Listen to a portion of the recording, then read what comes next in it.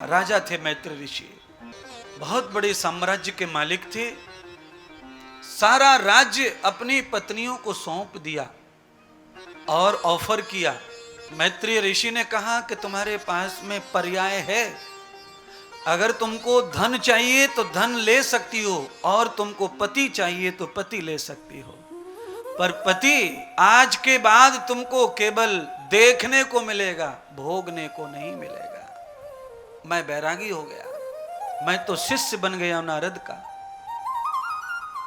और अब मैं सिर्फ और सिर्फ नारद के चरणों में ही अपना वास करूंगा, कथा श्रवण करूंगा। दो पत्नियों में से एक पत्नी बहुत विद्वान थी, जिनका नाम है गार्गी माता, जिनका नाम सब सुनते हैं समझते हैं। यानी उस समय सबसे पढ़ी लिखी महिला थी उस समय की गार्गी माता। उन्होंने ये निश्चय कर लिया कि ये धन वैभव 40-30 साल भोगना है, उसके बाद तो कर्मों का फल भोगना पड़ेगा, कर्मों का हिसाब देना पड़ेगा भगवान को। और हम तो पति के लिए विवाह कर आए, हम धन दौलत के लिए विवाह कर नहीं आए। गार्गी ने पति को चुना, छोटी पत्नी ने संपत्ति को चुना। गार्गी और मैत्री ऋषि दोनों निकल गए और श्री नारद जी के पास पहुंचे, प्रणाम किया और शिष्य बनने के लिए प्रार्थना की। नारद जी ने दोनों को शिष्य बनाकर जंगल में ही कुशाम के आसन पर बिठाकर भगवान श्री कृष्ण की मनोहर भागवत कथा का श्रवण कराया। नारद जी ने कहा, बोलो भगवान को मैं तुम्हें कैसा सुनाऊं। दो प्रकार का भगवान सुनाया जा सकता है, एक किताब में लिखा हुआ और एक जीवन में अनुभव किया हुआ। दो प्रकार की कथा होती है राधे श्याम, कौन सी सुनोगे? जगवीती के अपवीती, दोनों मिलके सुनाता हूं, दोनों सुनाता हूं। जिसमें से तुम्हें लगे कि इससे मेरा उद्धार हो जाएगा, पल्ली पार पहुंच जाऊंगा, वही पकड़ लेना, तो मुझसे ही पार लग जाना। मधमेधा मधुर मूलम मधुरामृतो मधुरवाधिताम्,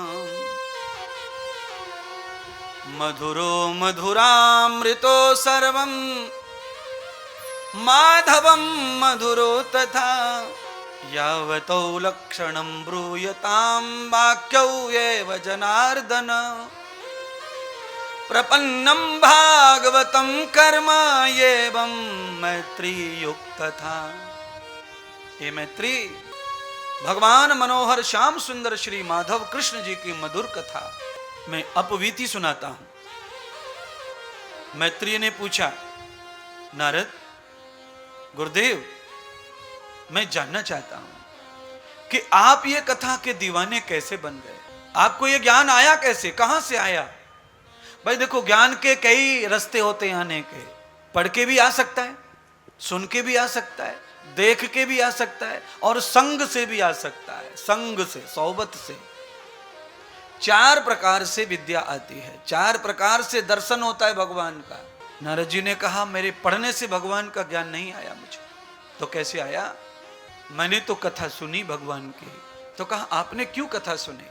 तो नारद जी ने अपवीति कथा मैत्री ऋषि को सुनाई।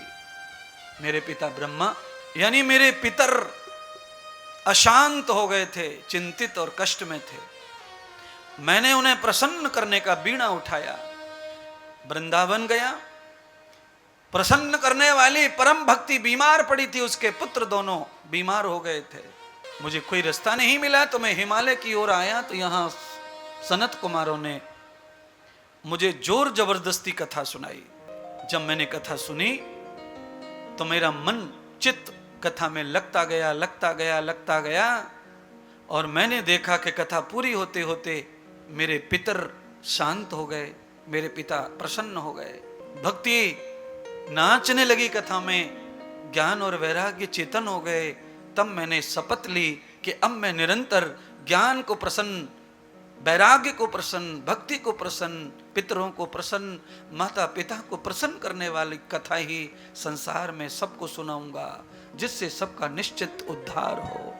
श्री राधे। बंधुओं, मेरा आपसे अनुरोध है कि आप अपना टाइम बकवास में मत खर्च करो। आप लबादो न लादो न प्रवर्धिते, आप जो आपस में बात करते हैं और बातों में घंटों खत्म कर देते हैं, वो समय फिर कभी भी लौट के आने वाला नहीं है। वो गया, वो नहीं लौटेगा। और संसार में सबसे महंगा समय है। आप पूछेंगे कैसे? समय क्या महंगा है? समय को तो हम यूं ही काट रहे हैं फालतू में। समय महंगा इतना है भाई साहब, आपके पास में एयरपोर्ट पर टिकट हो और आपका एयर बस जो है लैंड हो गई हो, आपको बैठना है उसमें, बंबई जाना है, आप गए उससे पहले ठीक 5 मिनट पहले उड़ गया हवाई जहाज, तब समय की कीमत समझ में आएगी कि समय की कीमत क्या है। अन्यथा समय की कीमत समझ में आने वाली। समय अनमोल है, जीवन अनमोल है, पर समय और जीवन दोनों को ही साथ हम बुरी तरह खिलवाड़ कर रहे हैं। नारद जी मैत्रेय ऋषि को समझाने में लगे हैं। मैत्रेय ऋषि नारद जी को पूछ रहे हैं कि ये गाथा, ये कथा संसार में कैसे आई? ये मनोहर सबका कल्याण करने वाली भागवत का जन्म कैसे हुआ?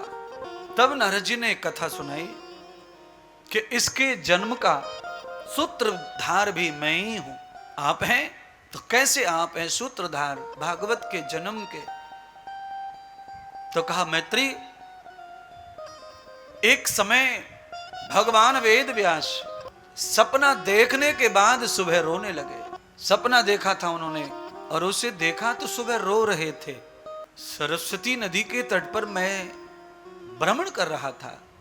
तब मैंने व्यास जी को पूछा कि भाई तुम तो ज्ञानी हो, महाभारत के, गीता के रचयिता हो, पुराणों के रचयिता हो, वेदों का अर्थ किया है, वेदों के खंड किए, और एक ज्ञानी आदमी रो रहा है, चेहरे पर इतना दुख है, कारण बताओ। तो व्यास जी ने कारण बताया, मैंने सपना देखा है। और व्यास जी ने कहा नारद जी मैं खुद के लिए नहीं रो रहा हूं, मैं जगत के लिए रो रहा हूं। ऐसा क्या देखा? तो कहा मैंने सपने में देखा कि थोड़े दिन में कलयुग का आगमन होने वाला है।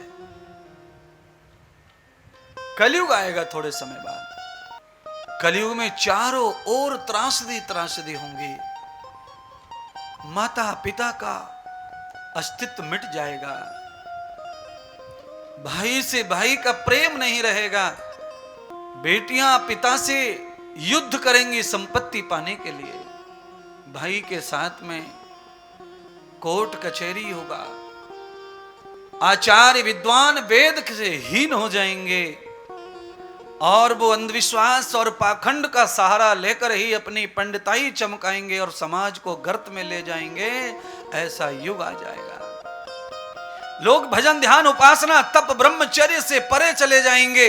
भोग और विलास की ऑटोमेटिकली आर्टिफिशियल पूजा पाठ में रुचि करेंगे। ऐसा युग आएगा तो जीव का, मनुष्य का कल्याण कैसे होगा? अय्याशी के साधन जुटाने में आदमी एड़ी चोटी का जोर लगा देगा, पर धार्मिक होने के लिए तनक समय नहीं निकाल पाएगा। तो कलयुग में कैसे उद्धार होगा? मैं बस यही सोच के रो रहा हूं। आप कृपा करो नारद जी, कोई मार्ग बताओ।